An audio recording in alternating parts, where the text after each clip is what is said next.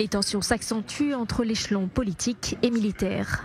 Alors que les dernières vidéos d'otages suscitent l'effroi, la stratégie quant à la poursuite des opérations à Gaza crée des désaccords au sein du cabinet.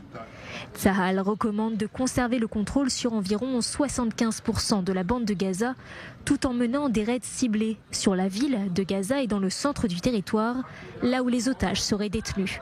L'idée, frapper fort, mais limiter les risques pour les soldats. Il ne s'agit pas de manœuvres d'envergure, mais d'opérations précises.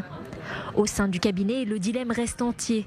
Faut-il encore étendre la guerre au prix d'un danger pour les otages ou au contraire tout mettre en œuvre pour parvenir à un accord?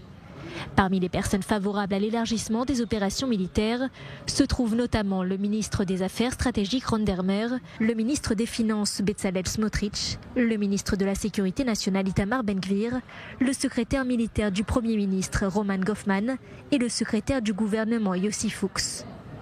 D'autres, en revanche, sont favorables à tout mettre en œuvre pour aboutir à un accord. Parmi eux, le chef d'état-major Eyal Zamir, Aryeh Deri, le chef de la diplomatie Gideon Sar, le conseiller à la sécurité nationale Tzachi Hanegbi, le chef du Mossad David Barnea et le coordinateur des activités pour la libération des otages, le général de réserve Nitzan Alon. Enfin, Benyamin Netanyahou, Israel Katz et le chef par intérim du Shin Bet hésitent encore. La sphère politique n'a pas encore pris de décision, mais il semble que la tendance soit d'adopter la ligne du chef d'état-major et des responsables sécuritaires. En parallèle, une ouverture diplomatique semble émerger.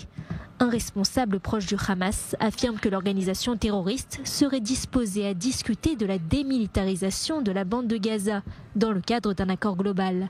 Selon cette même source, le désarmement sera mené avec des garanties internationales qu'Israël n'exploitera pas la situation pour attaquer à nouveau. Il ne s'agirait pas seulement de cesser les tirs de roquettes, mais aussi la construction des tunnels, la fabrication et la contrebande d'armes. Pas de position officielle du Hamas, mais un possible changement de ton.